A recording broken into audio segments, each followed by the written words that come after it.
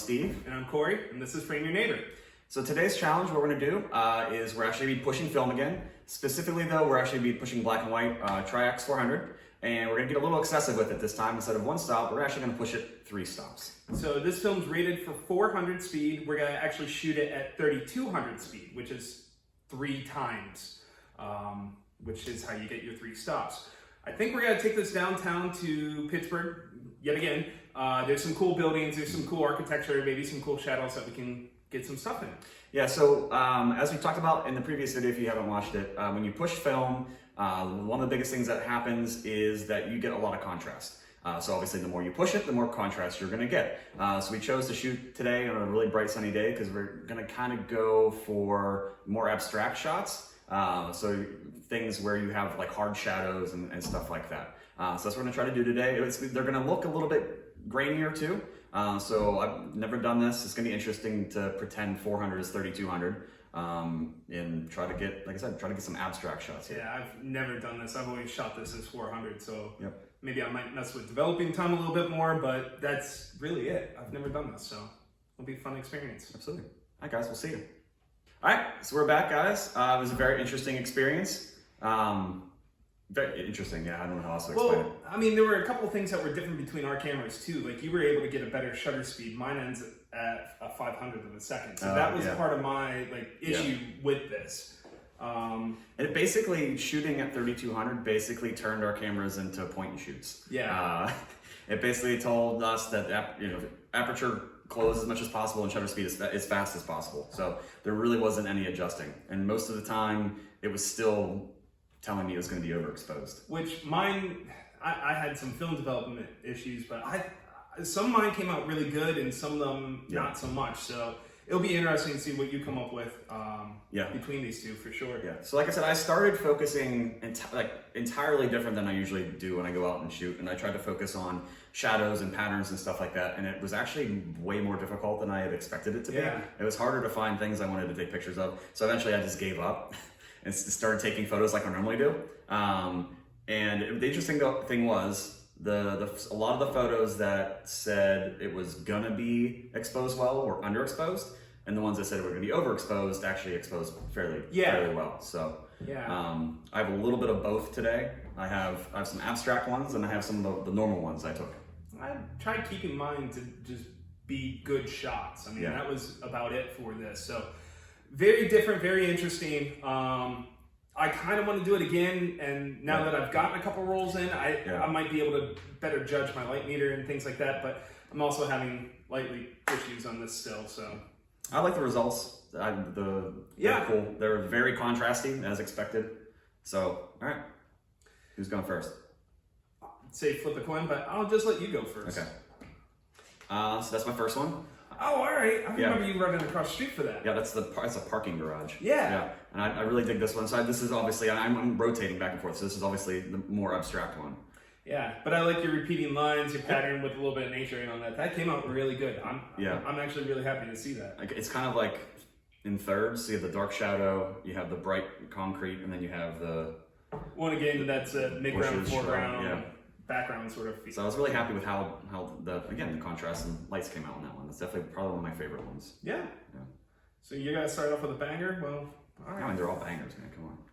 That's my first one. So this was off of the Fort Pitt Bridge, and it went more abstract. I was trying to get that highlight with a little bit of there. I like the shadows coming off the lights. Yeah. So to me, it's almost, I guess, 1930s-ish sort of feel, where you had these great photographers taking these random pictures of different things, and it has a highlight in that little. It's on here. Obviously, I didn't use it, but I have a similar one, but it's more like direct, like through. So it's like someone had graffitied like "rock on" across the bottom panel, and so mine's like head on, and you can.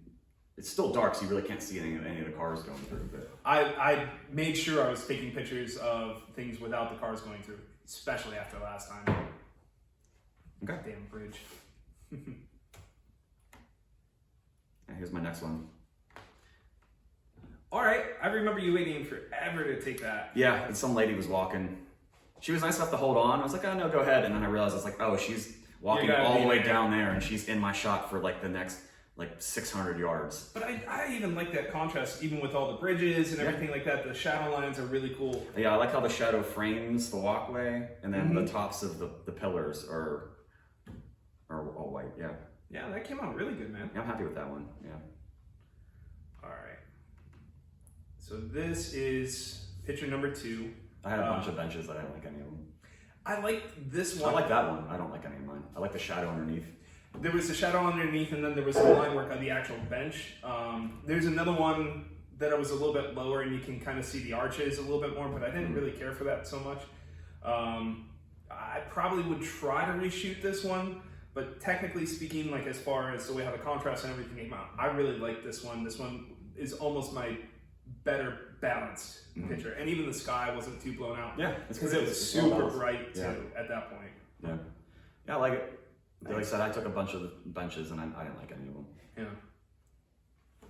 All right, here's my other abstract one. Oh, all right. Yeah. The U.S. Steel building. Mine, I liked it, but I don't think I chose it. So. Yeah, I just like the patterns. There's some really cool lines and patterns and shades to it. So yeah, no, I mean it's really cool tonal range and everything like that too within each individual piece. Like I dig that. I'm happy. Obviously, it wouldn't have turned out if you didn't push it. But I'm happy with how dark like the black squares came out. Yeah. I'm just even looking at like how the line work on it, the actual thin line on it came out really nice. Yeah. Nice shot, man. Thanks. All right, number 3. I like that one a lot. Yeah. Yep. See, that's trying to find more stuff like that, and I don't. Obviously, you found it. I didn't. Well, this is in my favorite alley behind like some of the in the cultural district. The one that we did that other picture. Is that shadows from the fire escape? Yeah, that's cool. Yeah, so like and of course I had to get a little bit of signage in because I always take pictures of signage or stickers or trash. I really dig that. So yeah, and I was happy that these actually came out right about where they should have. Yeah. So. And again, if you were shooting this normal, it wouldn't have. I don't think it would have turned out as cool. It would have flattened out a little bit more, I think. Yeah, I think obviously the point of pushing film excessively was to get stuff like that. Yeah. I like the top of the loading dock, or is that a window? Yeah, it is a loading dock. Okay. I think, or maybe it is a window. I don't know, judging by the size, but signs are bigger than what they should be. Yeah. So yeah. Nice. Yeah, I like that one. Thank you. All right, I remember this. And this is as I mean, I'm glad I shot it as in a pushed format because I do like the contrast in it. But this is a photo I would have taken even without pushing film. This is by the end of the day when I had like a couple like frames left, and I was just like, all right, I gotta burn these frames. I'm just gonna start taking pictures like I normally do and see how they turn out. I'm really happy with this one. Yeah. I mean, I think this is after the bird had flown in because you did another shot and the bird wasn't there. Right? I think I have another one. I was further back too. Okay. Yeah. But even that sidewalk that has a nice tone into it. You got the reflection on all those pillars. Like I like that. Yeah, I think this is one of those photos that it told me it was going to be overexposed, and it turned out beautifully. Yeah. I like that the pigeon is actually kind of the focal point of this photo. I like the pigeons in motion. Yeah. I mean, it's not in flight, but it's in motion. I mean, when I look at it, the pigeon is the first thing that pops out to me. Yeah. Because it's a dark figure on a white. Like a very dark contrast, and then you're like, and then you catch the guy. Yeah. So I kind of like that dynamic. Even the framing though, your eye's still moving around. Like you had the pigeon down below with the dark space in the bottom left. That's anchoring it, but then you're kind of moving up the sidewalk, and then you have the repeating lines. Like it's got some good motion. Yeah, you have the shine on the pillars that stands out nicely. Yeah, man. All right, number 4. This was when you were doing your parking garage, your first image. So I stood at the base of the building and just went up. Yeah, I dig that. I dig that too. I have a couple that I framed in different buildings, but tried to get the same kind of things. They were all right. I don't hate them. Yeah. I like that one a lot. I like this one for the repeating lines, so the line work coming together. I like that it's off balance. It wasn't my favorite shot, but as far as what we're doing with this contrast and everything like that, I really. That's the other thing. I got some other good shots that I didn't use. Yeah, I mean. Yeah, I think I shot 3 rolls and you shot. I shot 2. Yeah, so 6 images. Yeah, there's some burner ones in there, but yeah, I have some other good ones that I'll post, but I didn't not for the video because again, just trying to show the contrast. They were good photos. It's just not good examples of what we were trying to do. Yeah, but yeah, that's that one. Cool. What the heck is that? It's a UFO. Well, is that like a little light fixture or something? It's so when we were down by the river, that's the walkway down by the river, and when we went up to go across the bridge and the higher walkway. Oh, all right. That's the top of a street lamp. No kidding. I thought it was like a little, like tiny Yeah, lamp. you can see the you can see that's the top of a street lamp. Yeah. That's pretty cool. Yeah, I'm really happy with how that turned out. It's like, oh, it looks like a UFO, and it has it's like surrounded by all the trees and stuff. So yeah, I took a picture and everything's dark, and I'm really happy with how white it is and how it stands out drastically. But even the foliage around it too, you got like highlights yep. dark. I mean, that's kind of really again, cool. It's very very contrasty, and it like stands out. Yeah, so I'm really happy with how that one turned out. Yeah, man. And a little more. I mean, I probably would have taken that. Probably would have taken this normally with my photo, like a normal photo, and it wouldn't have turned out as nice. Like I think pushing it. Yeah. I mean, you'd probably it'd probably flatten out a little bit, and look a little more gray, and then we're sitting there with contrast filters in darkroom trying to fix it. Yeah. But no, that came out really good. All right, I'm disappointed with this one. It came out too dark. My camera said it was going to be blown out bright, but I see you and I raise you. See, and I like yours better. Literally the exact same shot. I mean, come on, man. Like, there's almost nothing different about it. I was wondering if you were going to choose this one. I was, yeah. So this is my number 5. And the background came out, that one is almost perfectly exposed. I just wish I had gotten more in the front. Like, I don't have the lights up above. I don't see any of the texture here. None of the sidewalk. It kind of darkens up. Yeah. But I still have some of that pipeline coming through from the rail and everything like that. You have. And the crazy thing is, again, with pushing the film like this, is the railing looks like glossy black, and it wasn't. Right. It was actually just plain metal.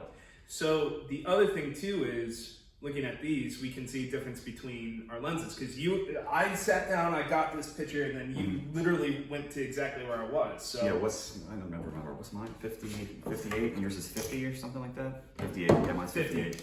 So I mean, that's a good example of showing just how lens can actually really distort a picture. Not distort, but you modify your view of it. Yeah. So, yeah. That's funny, yeah. I was wondering if you were going to put that in there. Yep, indeed I did. All right. And that's obviously my 6th. All right, what's your 6th? So my 6th one. All right. I really liked it just because of all the texture and the line work and everything like that.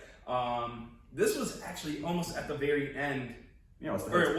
What's the hotel by the convention center? Yeah, and we were walking back, and I just was like, why not? And I have a lot of those photos. So it's like, I got photos to take, and I have nothing, so I was like, I'm just gonna take. But I mean, even just the color tone, the line, the repeating, the contrast there, and even like the text. I like so a lot of the ones I chose. Obviously, they're all contrasty, but a lot of them are like this one. It's darker, and it's mostly dark with light color. Right. That's mostly light with dark color, like the tree and like the sign. Yeah. So I like that it's the other way around. That it's still contrasty, but it's lighter with dark instead of darker with lighter. I mean, the other part too is you got these flat geometric shapes. They line up nicely too. Right. Which I mean, obviously they don't because they're 2 tiers, but they kind of maintain the same plane. Right. You got some diagonals here, and then you see these different line works happening, and that's why I chose this one. It just was really interesting to me. Yeah. Other people, you guys may not think that, but that one really I wish it wasn't just an ad for a hotel. I wish it was something else, Pittsburgh-wise, but yeah,